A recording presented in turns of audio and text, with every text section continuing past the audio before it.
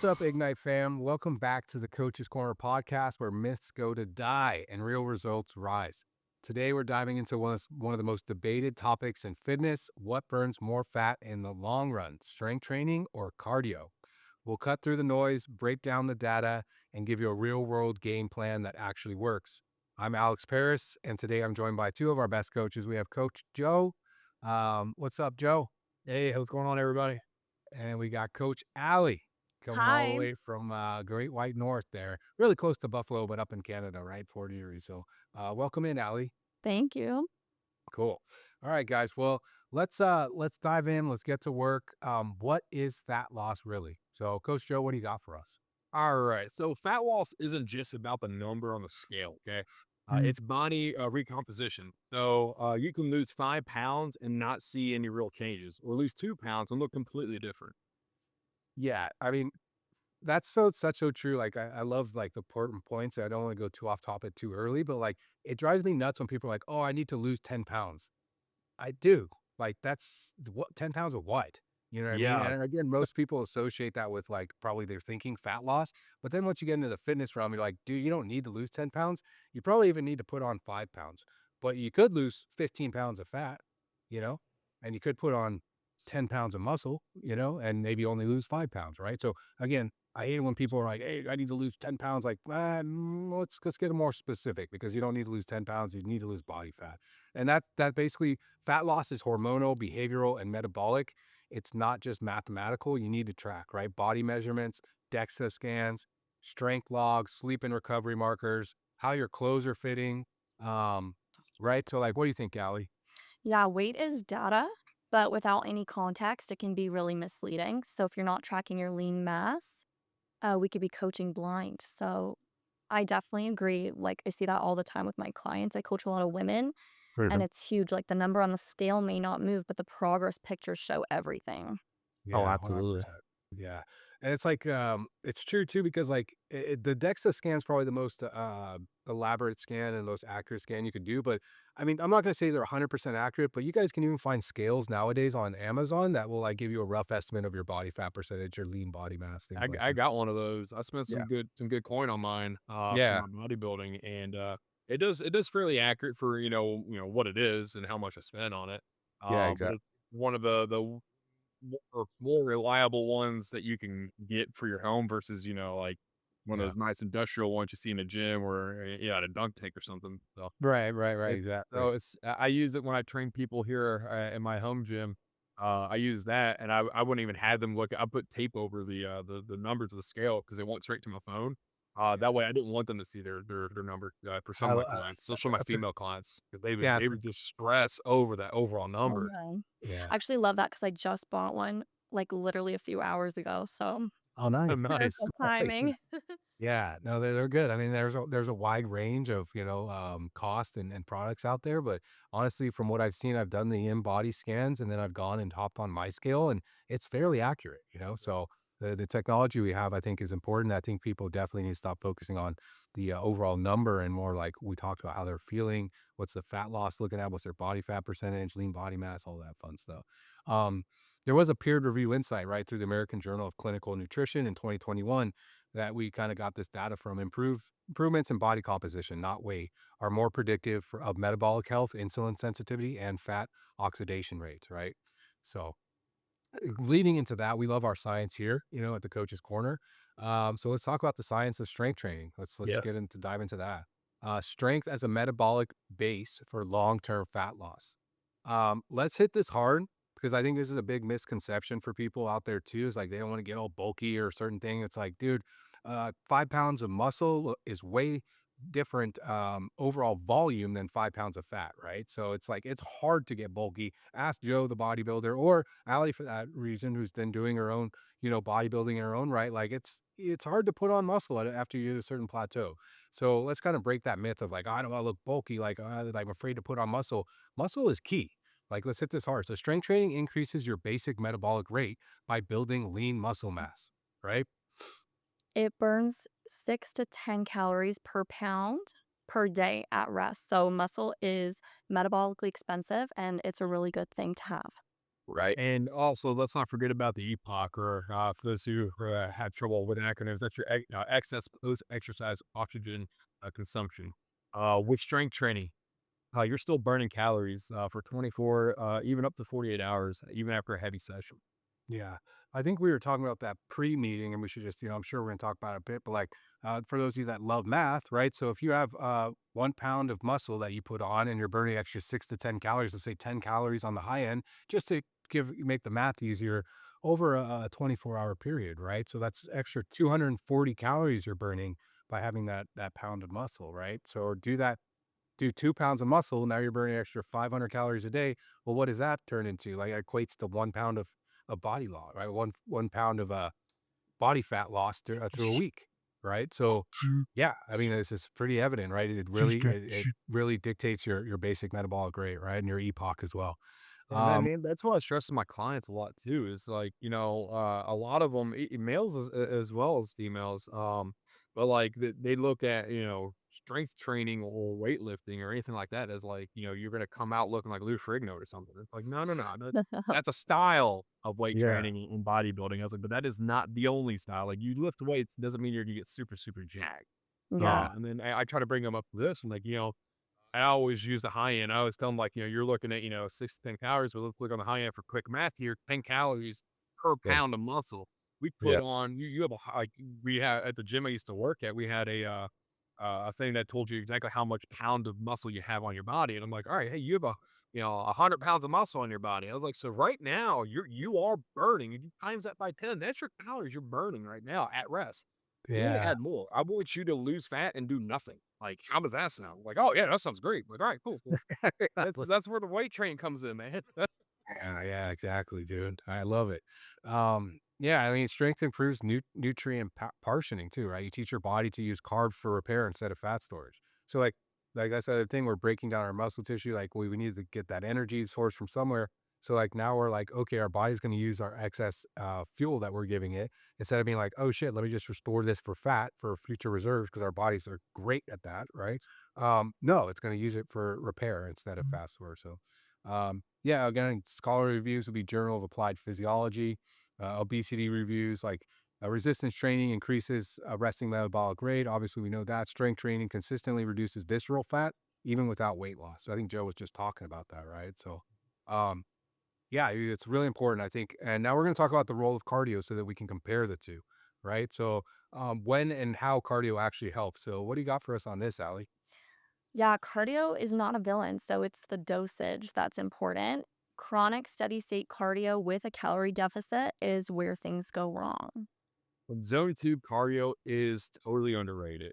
Man, I love zone 2 cardio. I do it all the time. I think Mm, Alex, you and I have talked about that before in depth too. yeah, yeah. But it improves your I'm gonna butcher this word, mitochondrial density. Mitochondrial, yeah, your There we mitochondria. go. Yeah, Density, metabolic capacity, and fat oxidation. yeah, Those two is amazing, and I incorporate it with my own personal workouts, and I get my clients to incorporate it in theirs too. And when people look at cardio, like what the person they think of is like, oh, I gotta go run a track, or I gotta go sprint, or something like that. But that's not necessarily what zone 2 cardio is all about. right. Yeah, that rucking, walking, it just depends on where you're at and where your cardio is currently at. Because zone two is based off of your heart rate, right? And everybody's different, going to have a different zone two. I mean, most of us will be in a similar range based off of our age and weight and everything. But yeah, it's gonna be different for everyone. But it's gonna be simple as like a brisk walk for 20, 30 minutes is hitting zone two cardio. You know, Exactly what I always prescribe my clients to. As soon as I talk cardio, they bring up, "Oh, I don't wanna run." I'm like, "Don't worry, you don't have to." I always just do an incline walk on the treadmill, and it's so yeah, great. Oh man, yeah, I got all my clients to at the gym when I was working there. I got them all to just do 10 to 15 minutes on the stair stepper. yeah. And Oh, I yeah. actually heard a client cuss me out in the middle of That's the best. That's how you know you're doing Yeah. your job I right. walked up there. I walked up there. I'm like, you called? They're like, I heard you. I'm like, yeah, no one likes doing a stair stepper. All right. I was like, but I mean, well, you can do this for 10 minutes and you get the same result as you running on a treadmill for 30 minutes. All right. Like, so you said you were a busy person and time is money. So, hey, I'm helping you out and reducing that time frame, man. You But guys, also with all that too, you got hit. yeah, Hit is super useful But it's just that it's just a tool. You can go too hard too often, and you're riding the cortisol roller coaster. Yeah. I'm a huge fan of HIIT. I do incorporate HIIT even when I'm doing my bodybuilding, getting like right now I'm in prep, and I do HIIT once a week right now because I'm 4 weeks out from my first show. So I'm kind of toning that down just a little bit, but I am increasing my morning fasted cardio a little bit too. I'm trying to go a little bit easier on my joints and not be too strenuous because I don't want to risk having an injury right now. But yeah, I'm more of a cheerleader, if you will, for HIIT than I am for CrossFit.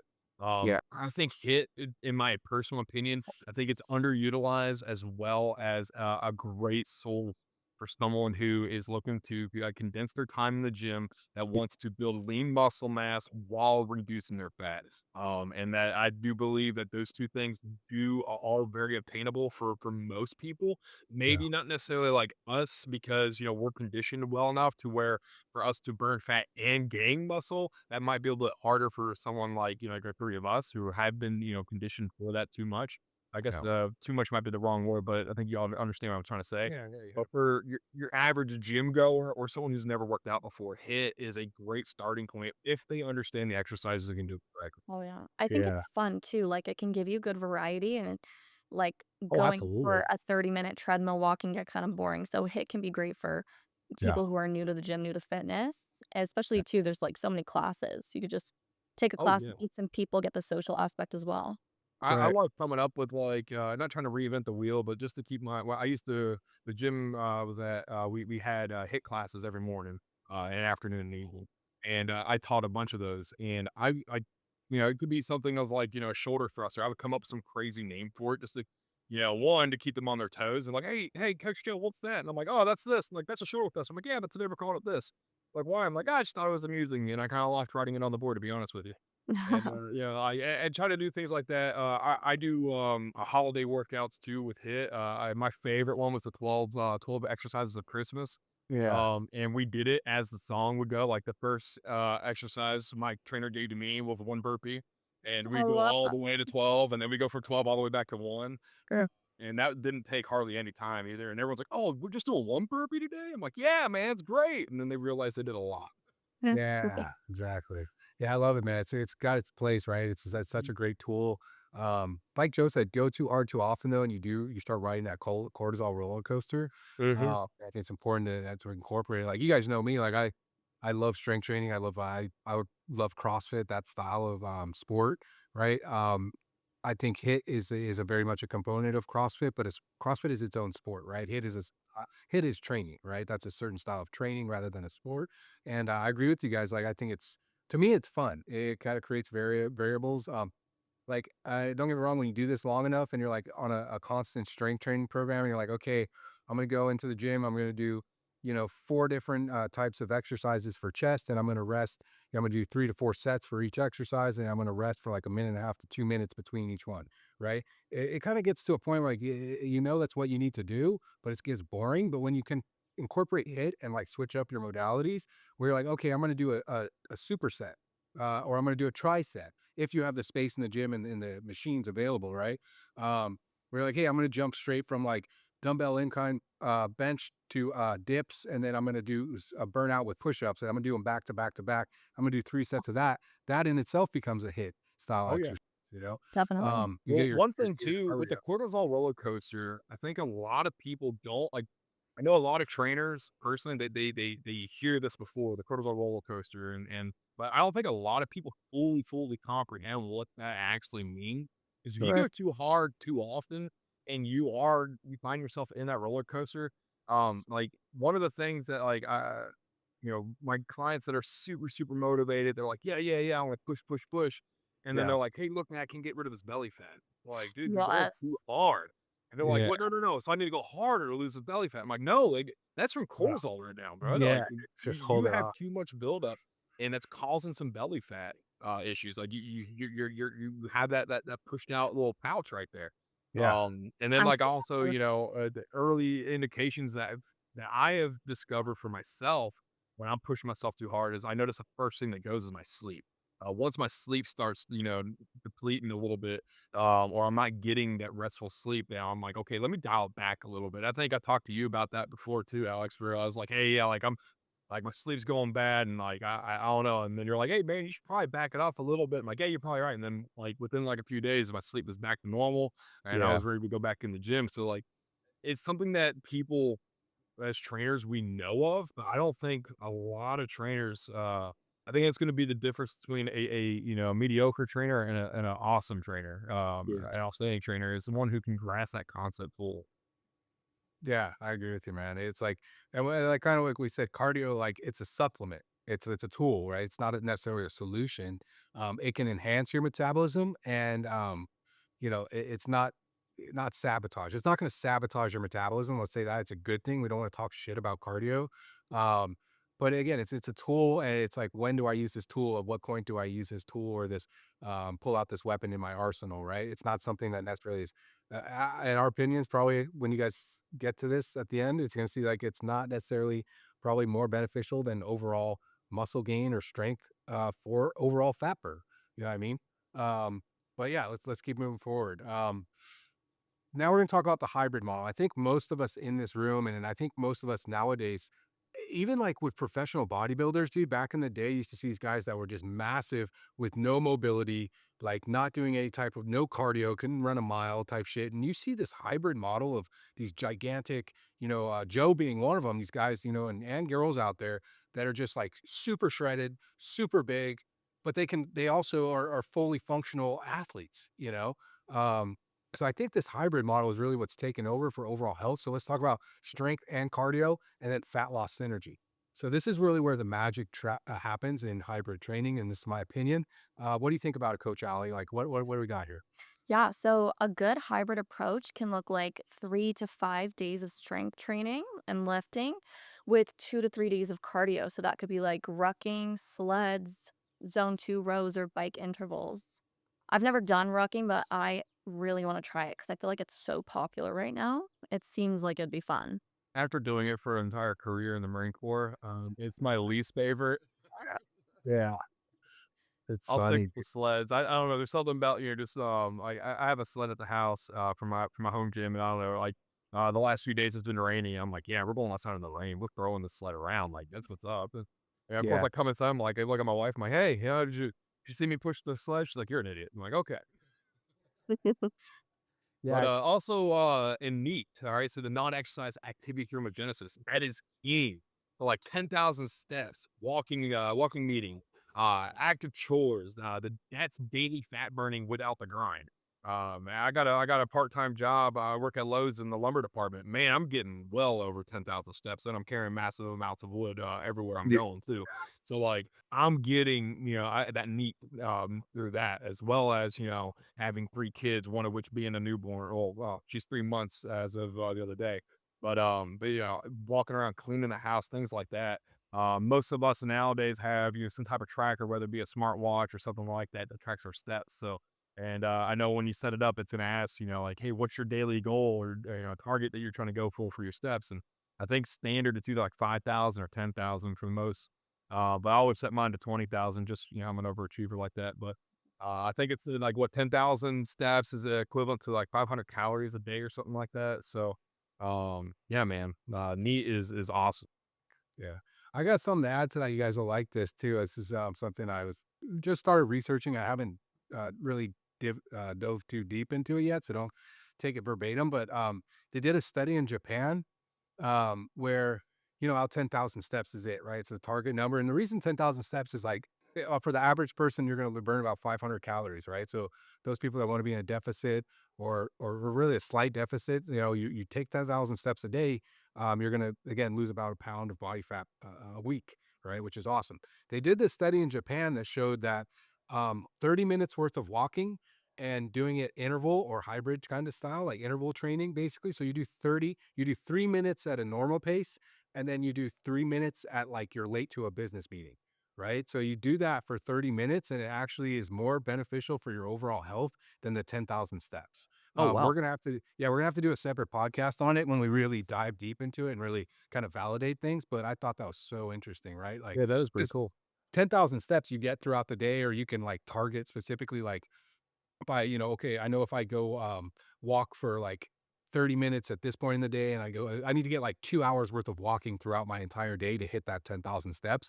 And this could tremendously cut it down in time and still have the same health benefits. I mean, it would be Oh, huge, yeah. right? So, I well, always yeah. try to tell my clients to take their 15-minute breaks at work and just get outside and go for a walk if weather permits because Oh, yeah. it's so good to break up your day too, especially if you have, like, an office job or anything like that. Mhm. Yeah. Let's Yeah. also not forget about recovery. Yeah. So the recovery matters. Boy, it matters so much. And I know Ali, getting ready, or we're in the process of prepping for bodybuilding as well as myself. Recovery is stupidly important, and people just they don't look at it that way. But low impact movements help flush out stress and inflammation. Your body still needs movement, it just doesn't need any more damage. My rest days, I've actually changed my routine up, and I have an active rest day, and I have like a full rest day where I'm not doing too much of anything other than regular chores and things like that. Where I'm still moving, but I'm not doing any added stress or damage to my body. An active rest day is usually some intense. I call it intense yoga with some like elastic band movements and things like that, where I'm putting a little bit of resistance, but nothing that's going to strain my body. Right. I Yeah, think that's correct. Yep. it's so important. I feel so lucky. My fiance is a registered massage therapist, so I Oh, feel like nice. anything like massage, chiropractic, even, like, going to, like, a float tank or doing the hot, sauna cold plunge, anything like that is gonna help so much in recovery too. Oh, you're lucky. I know.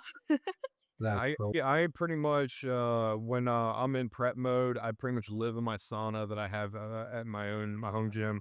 And when I'm off of prep, I live in that ice plunge that I got.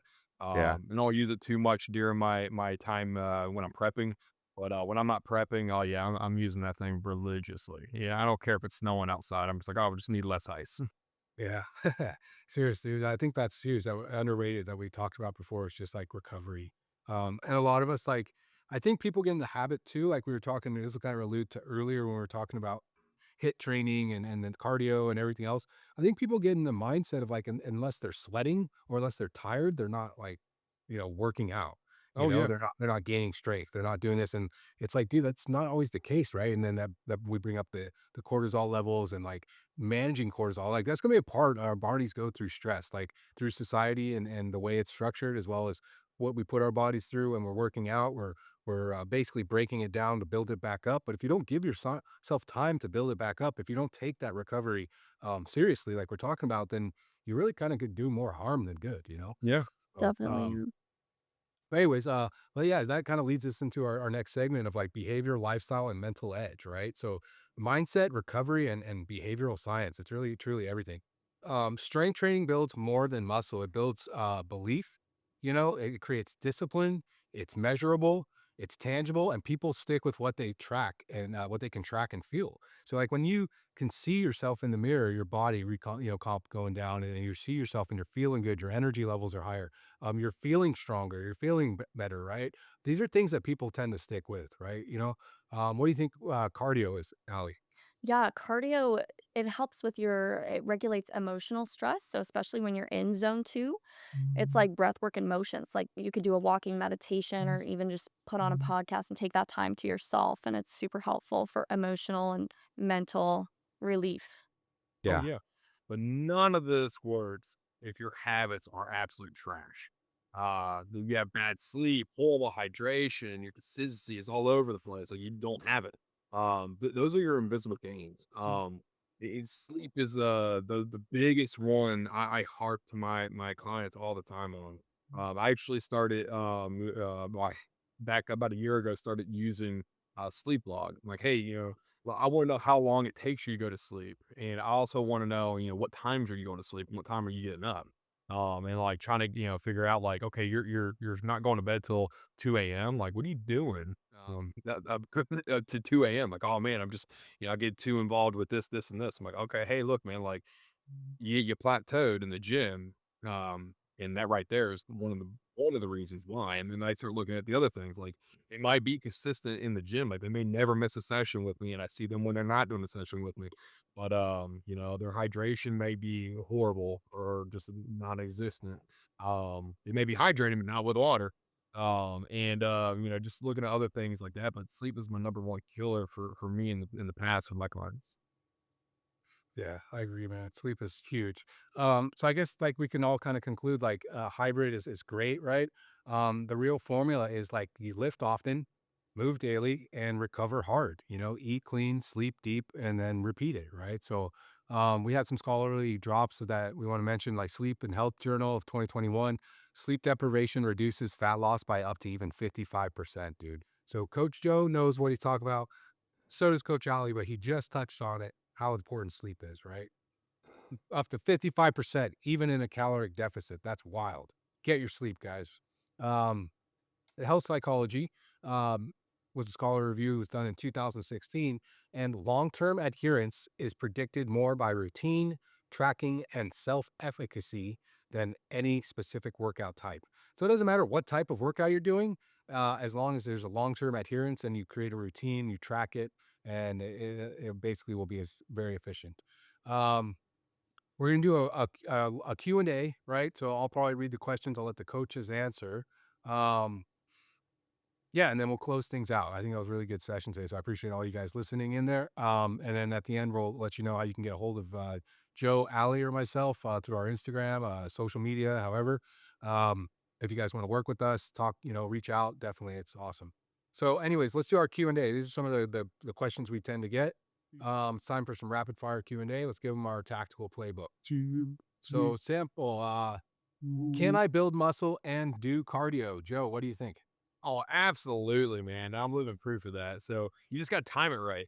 Lifting first, that's more ideal. And then do cardio later or on a separate day. Unless you're already conditioned for it. Like if you're conditioned and you want to do something, cardio first and then, you're lifting later. I know for me, cardio is kind of like a negative thing for me, but lifting weights is more positive. So I'd rather get my negative out of the way in the morning and then do my positive later in the day when I know I'll be motivated. But you just got to time it right. Yeah, for sure. Yeah, that's spot on, man. I'll answer this next one because I just can relate to it so much. How much cardio is too much? And when I first started getting back into CrossFit, dude, I did it when I was a young man, out of the military, stuff like that. And then I kind of tapered off of it for a while, and I was like, I missed this. I want to get back into it. And dude, I started doing it like 7 days a week, dude. I just went way too hard. I loved it so much, but I did that. I would do 2-a-days, dude, for like I did 2-a-days for probably like 3 to 6 months, man, where I'd get lift in the mornings, go do my strength training, and then I'd do like a CrossFit class at night.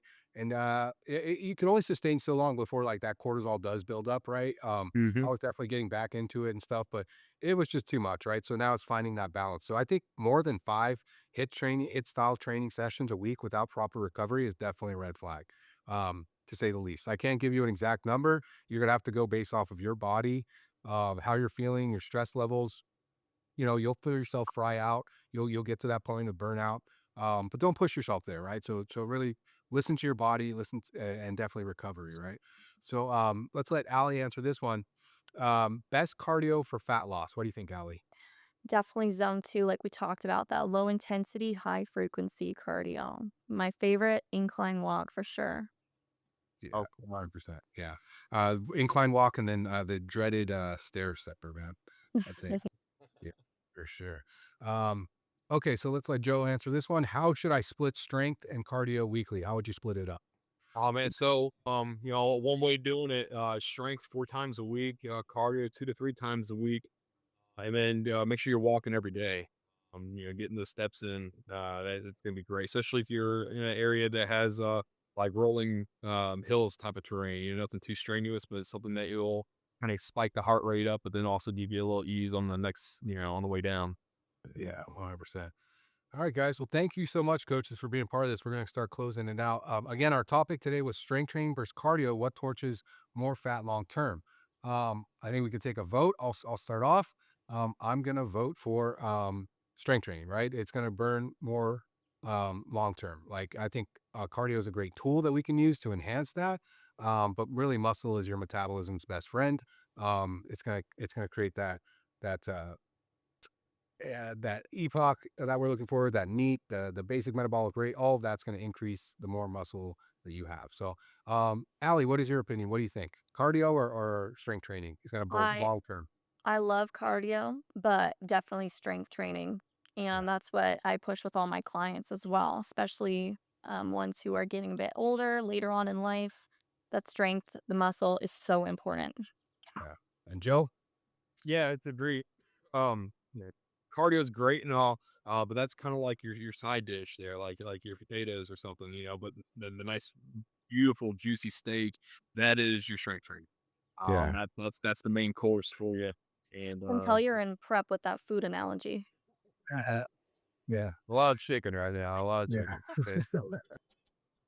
Okay. Yeah, that's where you'll make your money at right there. Cool. All right, guys. Well, you heard it from some of the top coaches out there in the industry, helping out individuals all across different parts of the U.S., Canada, and even different parts of the world. So, again, um, I think we came up that strength training is king. Don't fear the weights, people. Muscle is your metabolism's best friend. Cardio is your recovery tool. Neat is your fat loss multiplier. And your mindset, well, that's the engine that keeps it all running. So, um, if you guys want to get a hold of us, you can definitely DM us at Ignite Fitness underscore training. That's where you can find us on Instagram. That's where we're most active. You can also check out our free school community. It's called the Phoenix Rising app community. So definitely check that out for any of you guys that are into fitness and you want to talk with coaches like Joe and Allie and myself and learn more about fitness and just be a part of a community of people that love overall health, wellness, and fitness. Where can we find you, Allie? Where can we find, where can people reach out to you? Yeah, I'm on Instagram at Allie Nicole Fitness, and it's ALLIE, Allie Nicole Fitness on Instagram.